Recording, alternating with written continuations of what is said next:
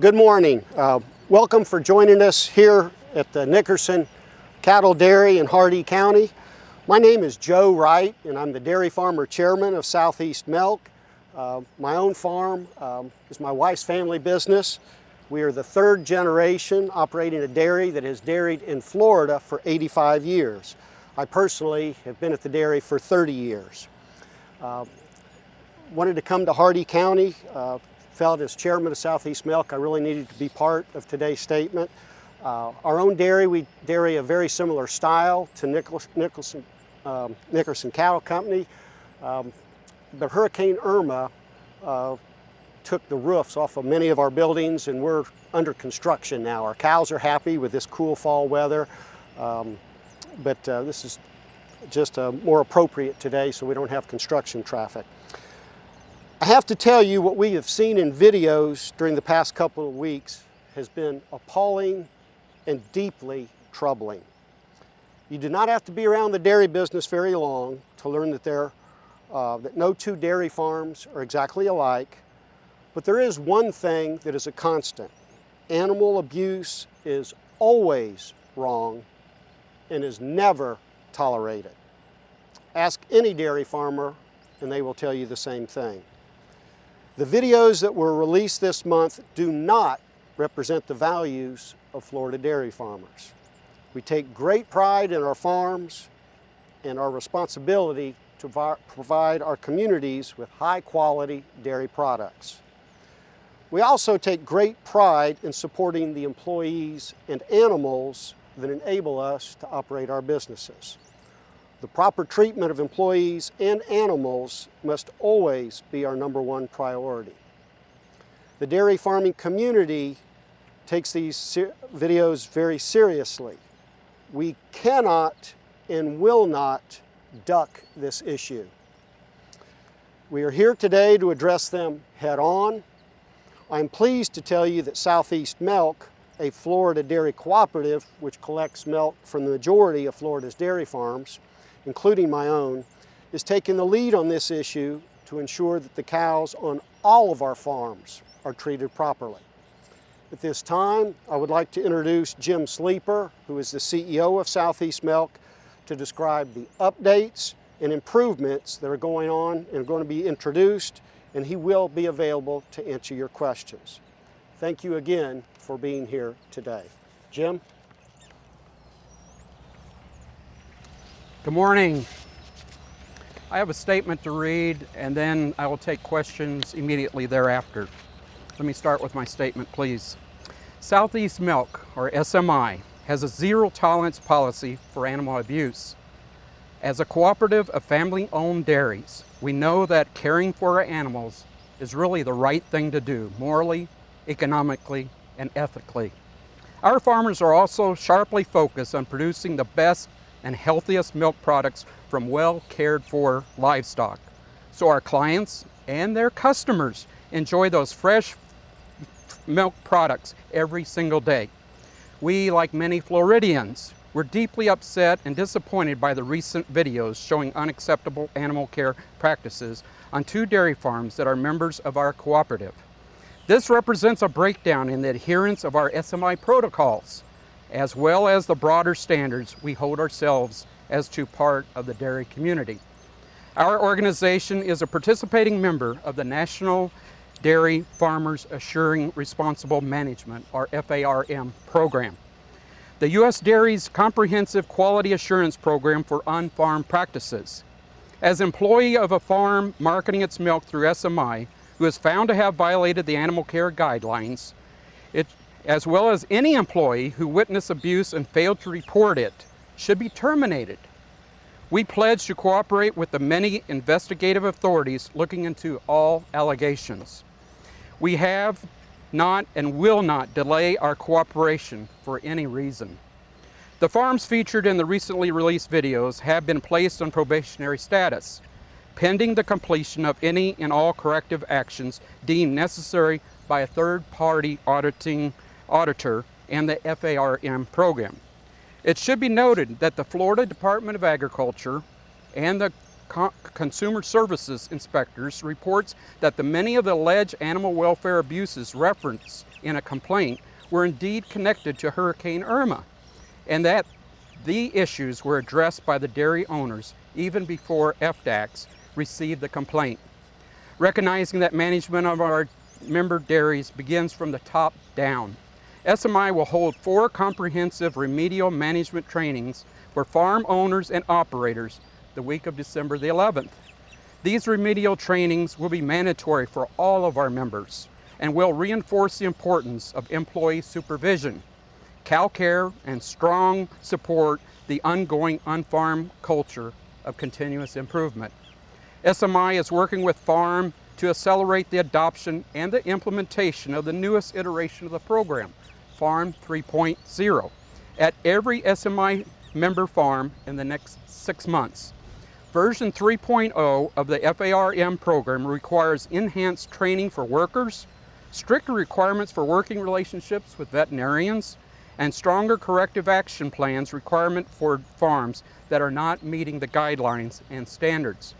Finally, realizing that dairies are 24 hours, 7 days a week, 365-day operation, always on facilities, it is essential that farmers and farm managers are able to evaluate every part of their day-to-day operations at a moment's notice.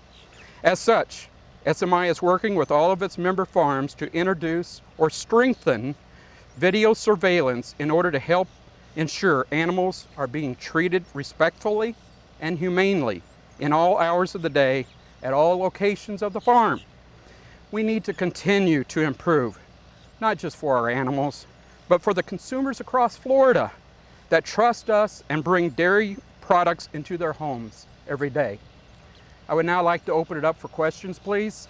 Can you kind of just elaborate on how this will make a difference, going forward in these changes and guidelines or whatever that you're talking about here? What that makes sure that this never happens again, I guess? Sure. Let me go back. To begin with, I would say what I saw in the videos, I was just dismayed, just did not understand what took place in them at all. I believe what we're doing is being proactive, recognizing that we had some gaps, and what we're trying to do is move forward, learning from some of these mistakings. And specifically when I talk about moving forward, as I outlined in my statement, we're doing 3 proactive things. Number 1, holding these training sessions. They're going to occur in the next 2 weeks. They're going to be pretty comprehensive, where our members are going to have to go to those and understand what is really required for them to move forward. Number 2, we're going to expedite the FARM 3.0. We're going to really try to do that. We're going to do that within the next 6 months. Lastly, we're going to look at all kinds of options, but one of the ones we're really looking at right now is making sure that our producers understand the importance of video monitoring within their systems. But I say that we're going to reach out to other entities, reach out to academia, reach out to professionals that are in this area, trying to get ideas on how we can move forward. I'll give you an illustration. Just recently, past week, I received a phone call from one of our member farms, very concerned what's taking place, and actually said, "Hey Jim, why don't you think about this idea?" And the idea was, how about a full-time welfare auditor that would report directly to me? That way I can try to enforce and make sure that what takes place in the farm is getting adhered to. So we're very open to all suggestions, but the most important message I think we have is we recognize we have an issue, we're trying to learn from it, and trying to proceed forward to gain the trust, you as Floridians, as well as all of our customers, and especially our consumers. I guess it's hard to speculate on how and why this, happened at these 2 farms, this alleged abuse. But when we were talking before, Jim, how this happened and why this could have happened. You talked about the articulation, but passing it through from the managers on down. Is that the issue that we're talking about here that you want to correct, I guess? Yes, but let me elaborate on that. I have been with SMI, visited many of our farms throughout the various states that we have milk. I've been on farms in Louisiana, I've been on a lot of farms in Georgia, many farms in Florida, especially in the Okeechobee area. And I would tell you without a doubt, When I visited those farms and saw the conditions was totally different than what I saw and experienced when I seen those videos. I was totally confused. Why would any of our members truly want some incident like that occurring on their farm? It doesn't make economic sense. It doesn't make any morally sense, as I indicated. So again, it is our belief that we need to move forward, making sure that those gaps that I mentioned that we talked a little bit about, and one of those gaps is, let me give you two gaps. One gap is hurricane preparedness. I'm not too sure if we were totally buttoned up in that particular area. Farm 3.0 will require us and require our members to make sure that they do have plans, preparedness plans, and they'll be able to act upon them. The other one is these farm managers and owners, they understand how to handle cows. They understand the well-being of their cows. It's their livelihood. Well, I'm not too sure if that was appropriately transferred to every employee. And that's where Farm 3.0 comes into being. Farm 3.0 really says they need to have the proper protocols, the written procedures, what's ever in their head that needs to be written down, and not only written down, but transferred to those employees. Make sure that they have job descriptions. Make sure that they adhere to those particular aspects of how to milk cows, how to treat the cows fairly, and so forth. So I think there's some of those gaps, but again, we're learning from those gaps, being able to move forward. In terms of public, suspending their services, is there anything you can say on that? Any concern going forward on that? And maybe that's why we're out here today, he said, to ensure that you're taking the necessary proactive approach, I guess, going forward. Sure. So when we first saw the videos, which I saw the videos basically the same time you guys, and again, I was confused. The conditions we saw were totally unacceptable. We immediately took action, had FARM auditors, third-party auditors go on those particular farms. I'm currently reviewing those particular reasons and the final products to make sure that we interpret those, or we tell those producers what they need to do in terms of corrective actions and so forth. One of the other things is I communicated with our customers immediately. We segregated the milk. Right now, my focus is really to ensure that these two particular farms that were identified on the video are all for probationary status. And that's what the FARM program really allows producers to do, because if you think about it, there's people that say, well, those producers need to be shut down. Well, wait a second, the real stress is on the cows not being milked. So the FARM program allows us to have an opportunity to just take a quick pause.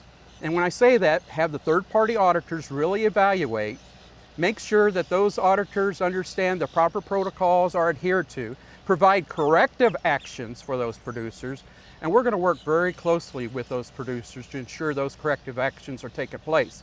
Now, some of those corrective actions are not going to be just overnight. We need to make sure that they're not just fastly done. We need to do this right, make sure that they adhere to those particular protocols.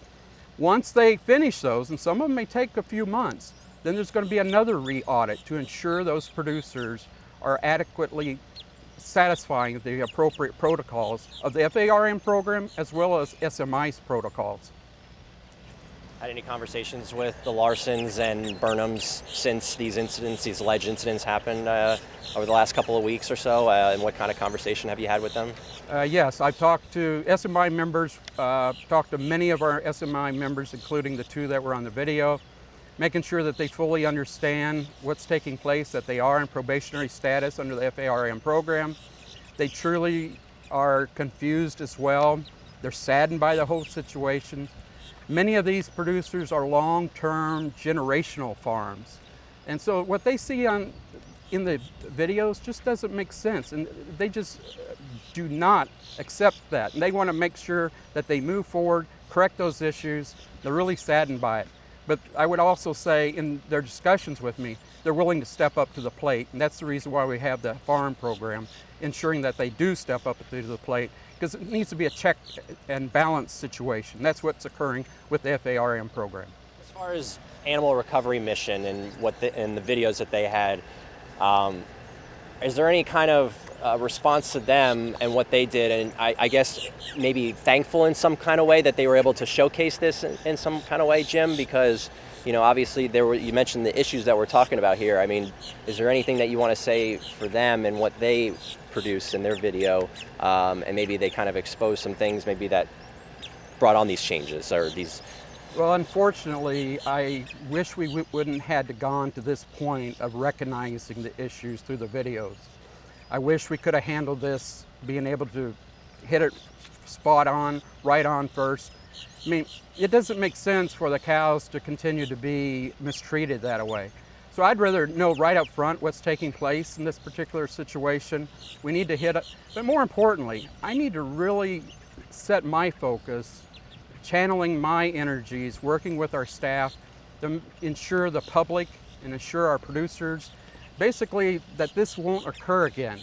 And it's really my goal that I'm going to take wholeheartedly, as well as my job, to ensure we're going to do anything and everything possible so it doesn't happen. And what I really want to make sure is the Floridians, the consumers, my customers, understand that we really dropped the ball here. What we really need to do is step up to the plate, learn from it, but more importantly, we need to move forward and gain that trust from our producers and as well mom cows, and more importantly, the consumers of Florida.